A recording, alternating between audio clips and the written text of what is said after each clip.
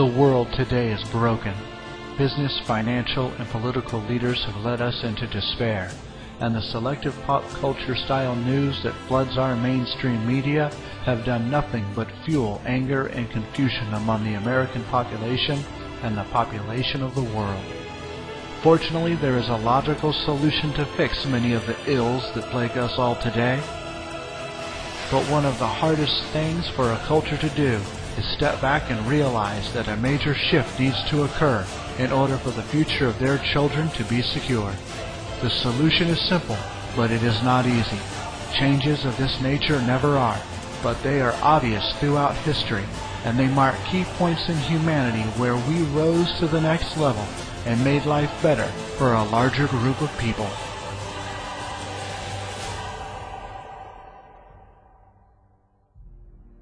History can be broken into levels of development. Level 1 showcased the nomadic and cave-based humans, capable of only sustaining themselves, their mate, and their children. Level 2 showcased the hunter-gatherer humans, capable of sustaining their group. Level 3 showcased the agricultural humans, capable of sustaining their towns. Level 4 showcased the industrial human, capable of sustaining large cities, their nation, and nations in desperate need. And now we are at the doorstep of Level 5, the technology human, capable of sustaining the world and the entire human population at a high standard of living. As each new level was reached, a change in the economic system needed to occur in order to be the most efficient for the new paradigm. What needs to change now is the system of economics that governs the technological age. What's needed is the proper resource utilization of the entire planet for the benefit of the entire human race, and not just a portion of it.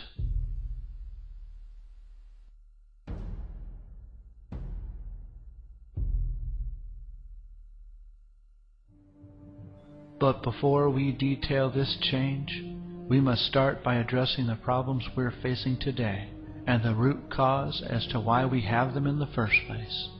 Only by understanding our problems and how they came about can we begin to develop a solution. We have inflation, ever-increasing taxes, significant unemployment, political corruption, energy concerns, financial instability, crime, environmental issues, and so much more. It is obvious why the world is so stressed and humanity suffers as it does. Now, more than ever, is the time for humanity to stand up and do something about it.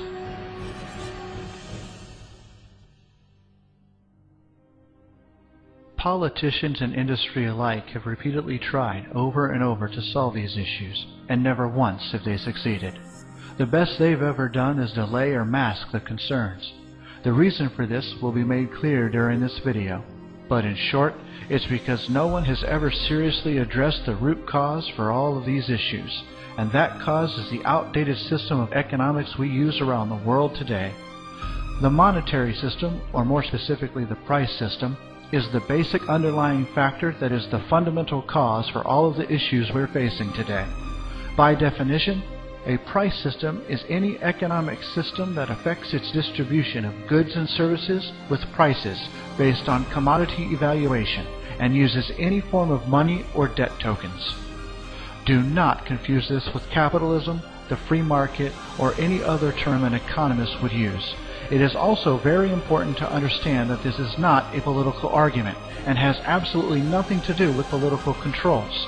Every nation on this planet, no matter their political ideology, be it a democracy, monarchy, socialism, communism, or whatever, operates using the same underlying economic system. They all employ this system for the exchange of goods and services throughout the world. It is the one major common link between everyone, which is also why it is the fundamental cause for so many problems we see in the world today. And here's why. The monetary system requires two key components to work: scarcity and growth. In the past, prior to 1800, these two requirements were perfectly valid throughout the world. This was a time when traveling just 500 miles was dangerous, if not deadly, and the shipping of goods was no less difficult.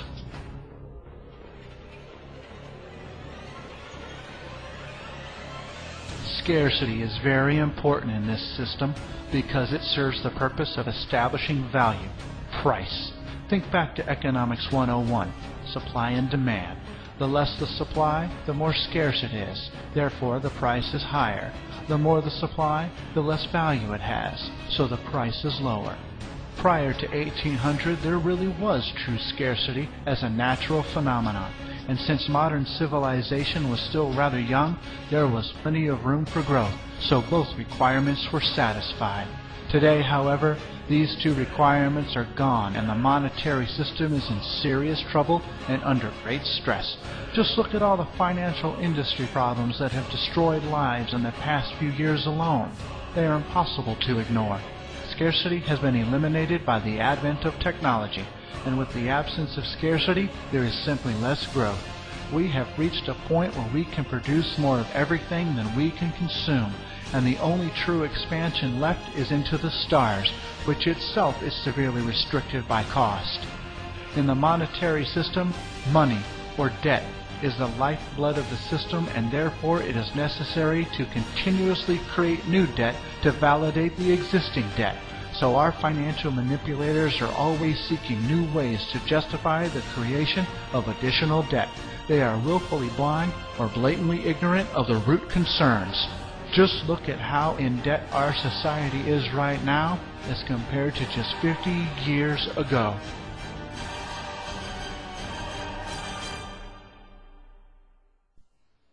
It's important to notice that it was around 1980 when the debt started to skyrocket, which coincides perfectly with the fact that this was also the time when technology started to seriously expand, giving humanity the ability to make life better for everyone, if the technology would be used that way. To better understand our present social instability, we should review the principal physical events that have led up to our current mess. To help with this, let's establish a time reference. The two dates shown aren't specifically important, but just separate the timeline into three distinct regions.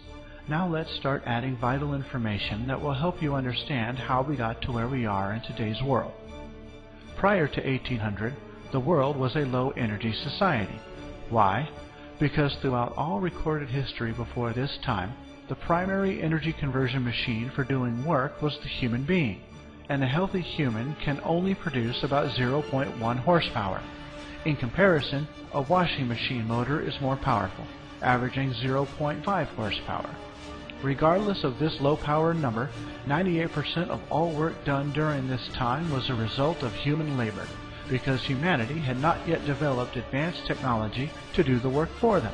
The other 2% came from sources outside of human muscle, which we will call non-human energy.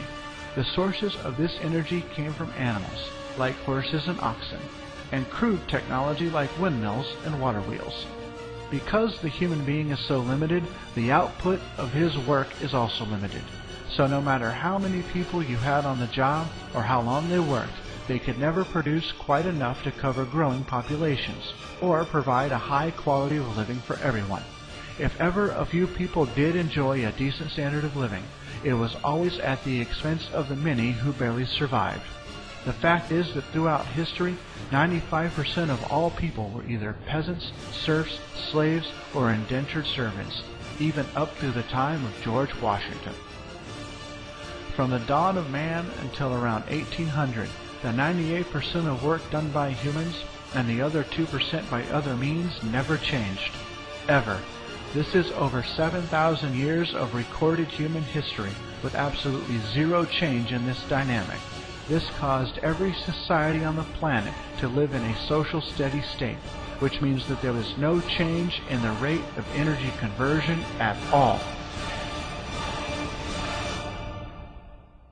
There was no fundamental change in how people worked to produce goods, and so scarcity prevailed everywhere.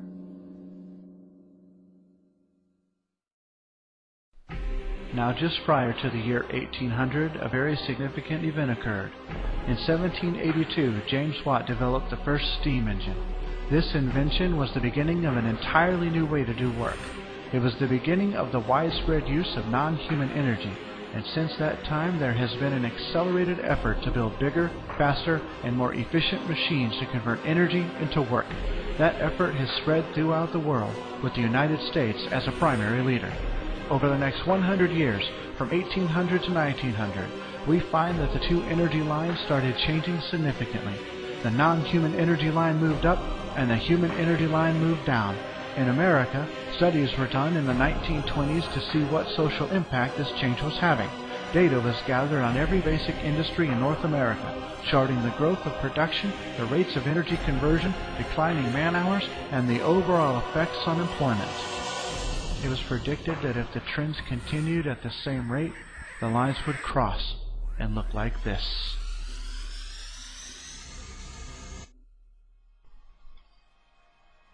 Humanity was evolving from a low-energy society to a high-energy society as the two lines switched places. This new condition is the exact opposite of what had occurred all throughout recorded history, and that is no small change. Time to get a bit technical, so bear with me. As of 1992, noted by the U.S. Department of Commerce and Census, America had over 35.3 billion horsepower of installed prime movers. What does that mean? Prime movers are mechanical engines, turbines, and work animals, which originally convert fuels or force, such as wind or falling water, into work and power. Let's break it down by person. Prior to 1800, the average society had an energy conversion of just 2,000 kilogram calories per person. Does that number sound familiar? What is the calorie intake that is labeled on virtually every food item you buy? A 2,000 calorie diet. So it makes sense that if people are the primary workers, their energy is limited by their average calorie intake. Now back to 1992.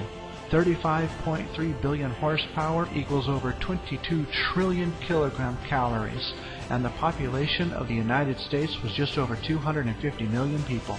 So in 1992, America was converting more than 89,000 kilogram calories per person of just non-human energy. That is over 44 times larger, a gain of over 4,000% as compared to the average society prior to 1800. This was a significant source of American growth and prosperity. We were the first and only country that was able to produce more than it could consume. Fast forward to today and consider these implications in our globally connected world. So what does the monetary system have to do with all this? The monetary system has started to falter over the past 90 years because the conditions of life on this planet have drastically changed. The two major requirements of the monetary system to survive, scarcity and growth, no longer truly exist. The globe has stabilized as far as growth is concerned, and scarcity has been eradicated by technology. As a result, we've experienced serious economic problems, and any solution that has ever been tried has served only as a patchwork solution of bubblegum in a cracking dam that is destined to break.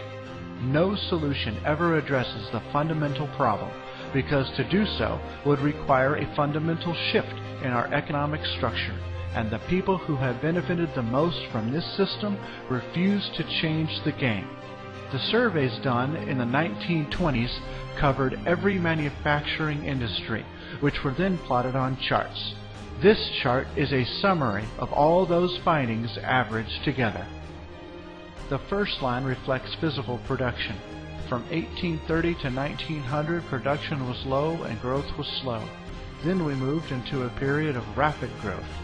This was due to advances in technology and machinery and a greater use of non-human energy.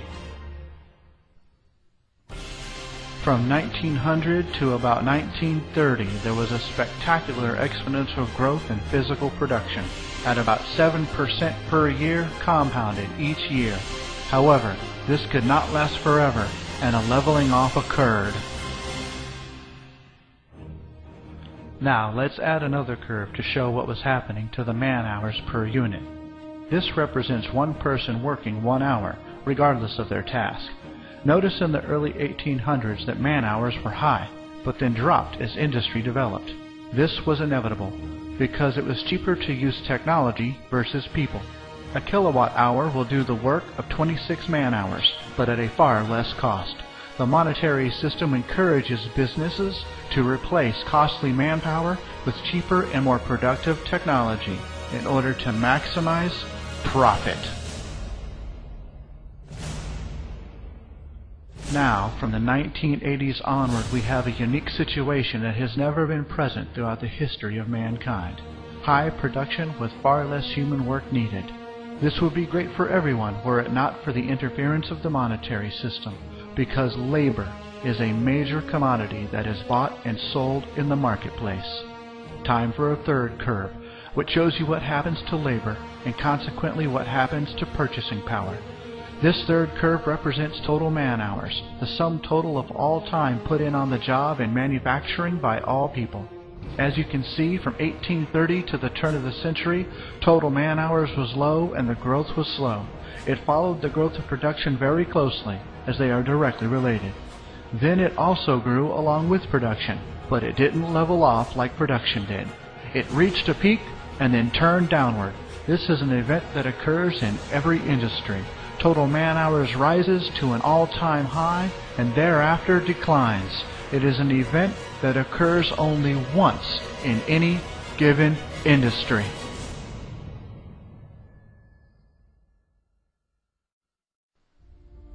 The peak of man-hours in the United States occurred in 1920, and since then the monetary system has endured instability because of the discrepancy between production and man-hours. The ever-widening gap between production and man-hours indicates that the easier it is for us to produce more, the harder it becomes to distribute. The reason for this anomaly is that there is a close relationship between total man-hours worked and purchasing power. Most of us receive our income from time on the job in the form of wages or salaries, and declining man-hours usually means declining purchasing power. Isn't it ironic that as we increase our ability to produce, we suffer a diminishing ability to consume? This is what happens in the monetary system. The basic problem today is not balancing the budget, but balancing our newfound global resource management capability with global consumption. The rules of the monetary system prevent us from doing just that. Distribution is carried on by a series of exchanges based on scarcity values that no longer truly exist, and money is used to make these exchanges. Money is a species of debt, and we try to balance production with consumption by creating even more debt. This does not work. The reason is because there is little relationship between the creation of debt and anything in the real physical world. Debt nor money is a real resource we need to live. It's a contrived human creation that is no longer valid in today's advancing world. The man-hour curve is a physical phenomenon, whereas the growth of debt is an abstraction. Let's look at the growth of debt and you will see the difference.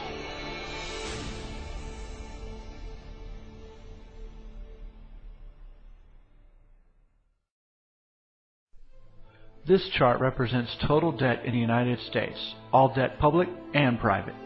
From 1860 to the end of World War I, debt was low and growth was slow. Then, after the armistice in 1918, debt moved up rapidly. This was a period called the Roaring Twenties.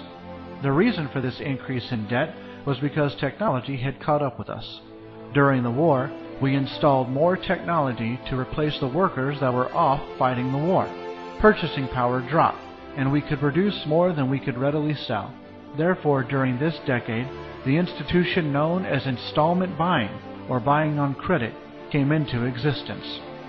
So even if you could not afford something, you were encouraged to buy it anyway and pay for it out of next month's or next year's income. This meant an increase in debt, but by 1929, something had happened. We had overextended that credit, and the gambling institution known as Wall Street collapsed. With the crash of the stock market, we plunged into the Depression, which took 4 years to reach the bottom in 1933.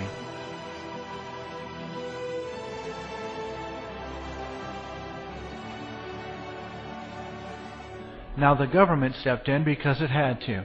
And what did it do? It tried to bolster the failing monetary system by creating more debt. Sound familiar to what's happening now? How did they do this? They began the practice of spending more money than they took in taxes, which is called deficit spending. During the Roosevelt administration, they tried to bolster the economy by giving purchasing power to unemployed people by means of welfare, and failing businesses were also put on welfare, which is called subsidies.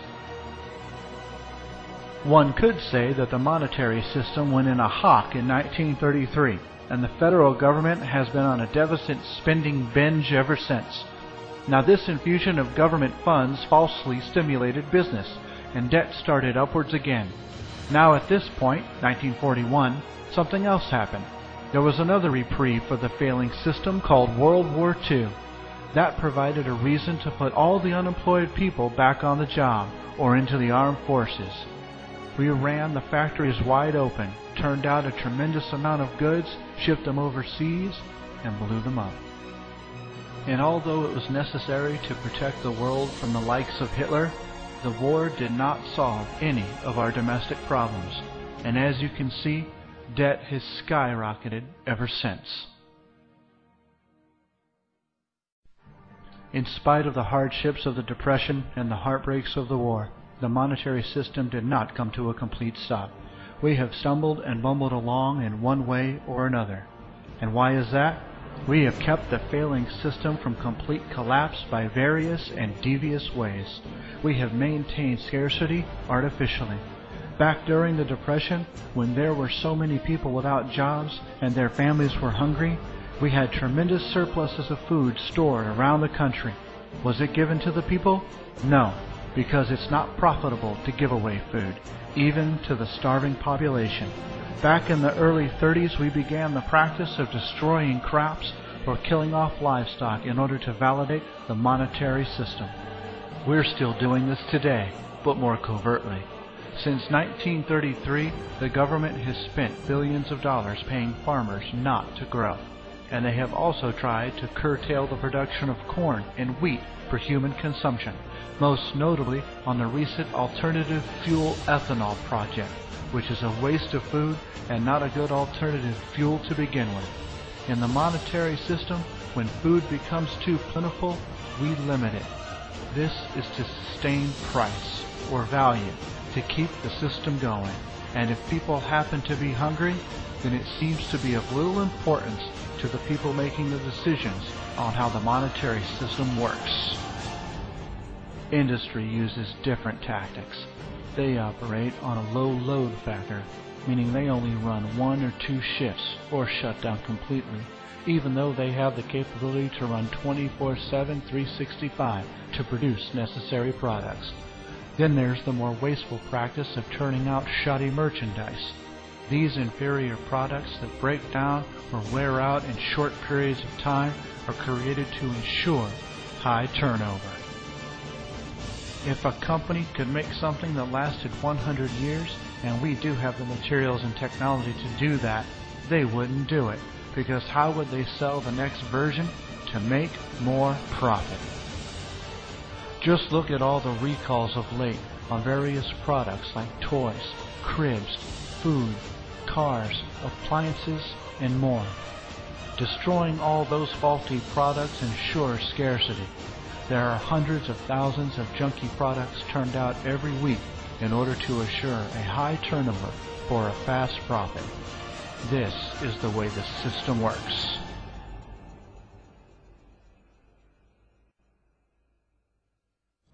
This also leads to waste, loads and loads of waste. Look at a simple product like the cell phone. There are far too many worthless, cheap cell phones on the market. Hundreds of millions of cell phones are produced every year, with various models showcasing different features to make them unique. Why? Why not make one amazing cell phone that does absolutely everything you need, that lasts 25 or more years, and that's easily upgradable? Because the monetary system prohibits that kind of logic. According to the U.S. Environmental Protection Agency in 2005, it was estimated that 130 million cell phones went out of use annually, creating an estimated 65,000 tons of electronic garbage. And that's just cell phones. So what about every other product you can think of that wastes valuable materials and resources? Of course, the most destructive and most heinous of all human activities is the perpetration of war. And we've had several wars since the turn of the century. Even now we're immersed in a war against a foe with no flag, no solid distinction, and no uniform. A war on terror is something that could be justified until the end of time, because the enemy isn't someone you can pin down. And furthermore, wars have not solved one single underlying problem. Their greatest success is propping up a failing economic system for just a little while longer. World War I, II, Korea, Vietnam, the Gulf Wars, and our current war on terror has cost the lives of hundreds of thousands of people and the destruction of millions of tons of irreplaceable resources, but have yet to solve any of our social problems. The so-called Truman Doctrine that was created about 63 years ago in the name of national security has cost the United States trillions of dollars. We spend billions of dollars overseas in what's called foreign aid, and since 1960 the United States has financed both sides of 14 wars, and still the world is in greater turmoil than ever. Insanity is said to be the act of doing the same thing over and over, but expecting a different result. Likewise, spending money or creating debt does not solve our social problems, locally or globally. The issues addressed in this video up to this point should make that perfectly clear by now, that the monetary system, born of agrarian culture, with hand tools, human perspiration, and all of its scarcity values, is incapable of managing affairs in a high-energy, technologically advanced civilization. Politics doesn't matter. Forms of government don't matter. Culture doesn't matter. The shared economic system of the world is what matters, and that's what needs to change. But before you move to the answer, let's make something perfectly clear. The monetary system is not bad. It is simply outdated. It used to be good. It used to work. It was the best option for thousands of years, and specifically over the past 200 years, it has helped influence amazing growth in the capabilities of humanity. But times change. Most significantly, the advent of technology, the likes of which could have never been imagined 200 years ago. Technology that would have made us all witches or gods in the eyes of the world. And so the methods by which our world should work must also change. It is in the best interest of the whole human race, not separated by color, gender, faith, or lack of faith, to move on to a better system. Now to find that answer, we must make a new approach, seek a new idea, and employ a new technique. The solution is a social system that is based on a scientific method that eradicates the monetary system in favor of a system that allows for the global resource management of the entire Earth. We must declare that the Earth and all its resources are the common heritage of the entire human race, and technology gives us the capability to properly and absolutely provide a high quality of life for every man, woman, and child on this planet. The solution is undeniably designed to benefit everyone on the planet, giving everyone the utmost freedoms of expression, thought, speech, and most importantly, life.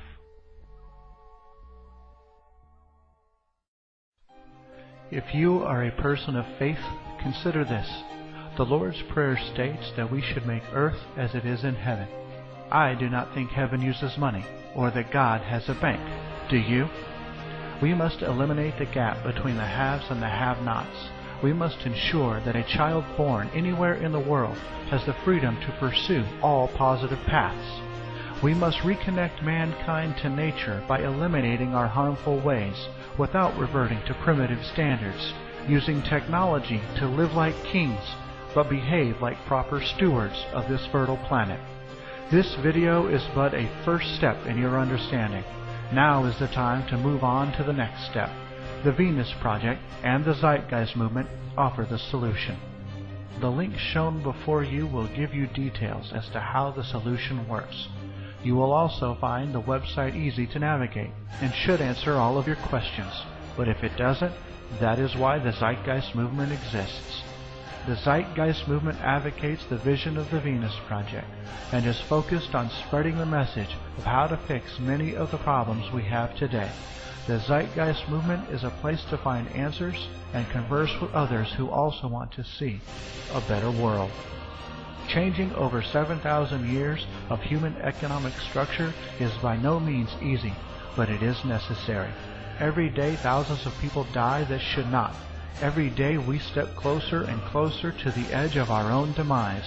It is time to let the world know that there is a solution that will solve our root problems.